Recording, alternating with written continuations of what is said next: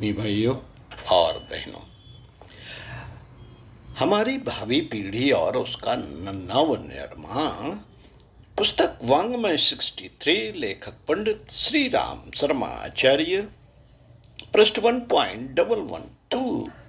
निर्दयता का दुष्परिणाम भी नृशंस ही। पढ़कर सुनाते हैं, आइए सुनते हैं। घटना शेरपुर पाकिस्तान की है। मुर्गा खाने की इच्छा हुई तो एक पाकिस्तानी सज्जन मुर्गी खरीद कर लाए। मकान की छत पर उन्होंने उसे काटना शुरू कर दिया।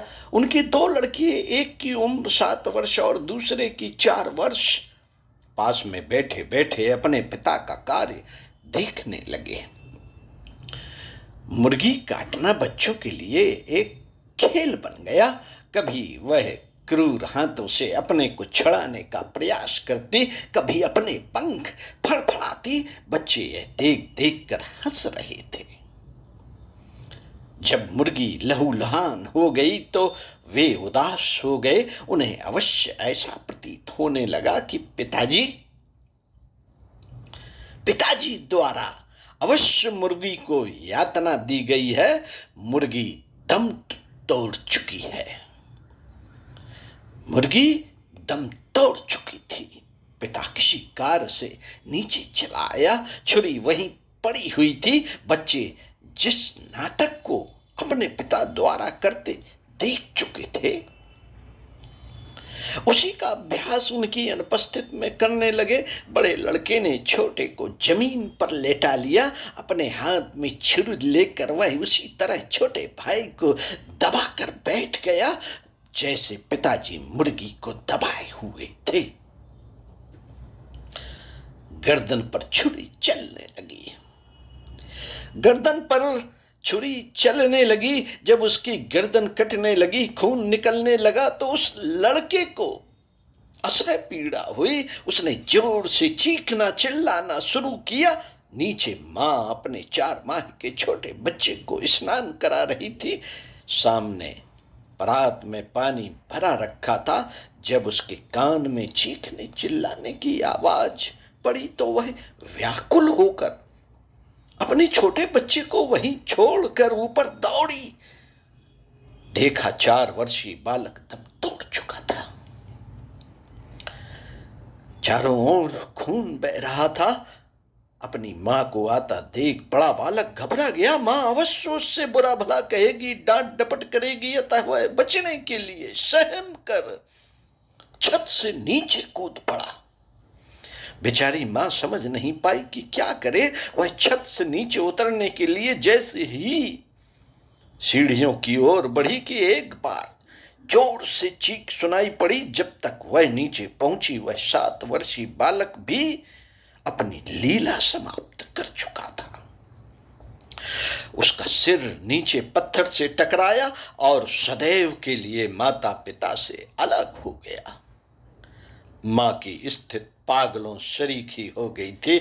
2-2 चलते फिरते हंसते खेलते बच्चों को दम तोड़ते देख चुकी थी। अब उसमें इतना साहस नहीं रहा कि वह कुछ कर सके। उसे चक्कर आ गया और वह भी वहीं लुढ़क गई। थोड़ी देर में होश आया।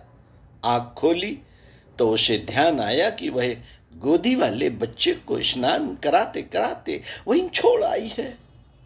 जैसे तैसे अपने को संभाल कर वहां तक पहुंची कि वह अवाक खड़ी देखती रही। दुर्भाग्य ने अभी भी उसका पीछा नहीं छोड़ा था। जिस बच्चे को पानी में स्नान कराते छोड़ गई थी, वह इतना छोटा था कि स्वयं उठकर न तो बैठ ही सकता था और न अपने आप उस परात से बाहर निकल सकता था। जब पानी उसके नाक, कान और मुंह में भरने लगा, बेचारा रोया चिल्लाया, हाथ पैर चलाता रहा, पर वहां उसकी सहायता करने वाला कोई न था। पानी में गोती खाकर उसने भी इस परिवार से सदैव के लिए नाता तोड़ लिया था। 15 मिनट तो तब हुए जब दुर्भाग्य ने माँ को हृदय के तीनों टुकड़ों से अलग कर दिया। अब रोने चिल्लाने से क्या लाभ था? अब रोने चिल्लाने से मित्रों क्या लाभ था? पर दिल जो न मानता था। माता पिता जैसा कार्य करते हैं, माता पिता जैसा कार्य करते हैं, उसी को देखकर बच्चे करने का अभ्यास करते हैं। उन्हें अच्छाई बुराई का ज्ञान कहां होता है?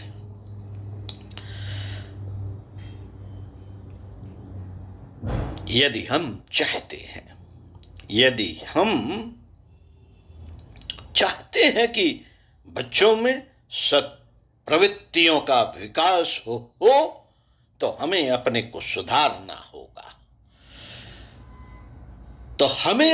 सुधारना होगा, किसी और को नहीं। साथियों, एक हिंसक दुर्घटना भी कितनी भयंकर दुष्परिणाम लेकर आती है।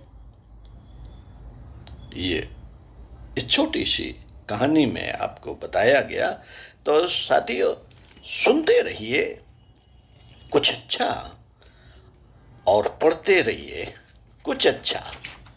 लेकिन साथियों, पढ़ने लिखने का समय है कि आगे बढ़ चुका है जमाना। अब कुछ अच्छा करने के लिए तैयार बैठा है। तो साथियों, जो पढ़ा गया, जो सुना गया, उस पर अब अमल करना है। करिष्ये वचनम तव। ओम शांति।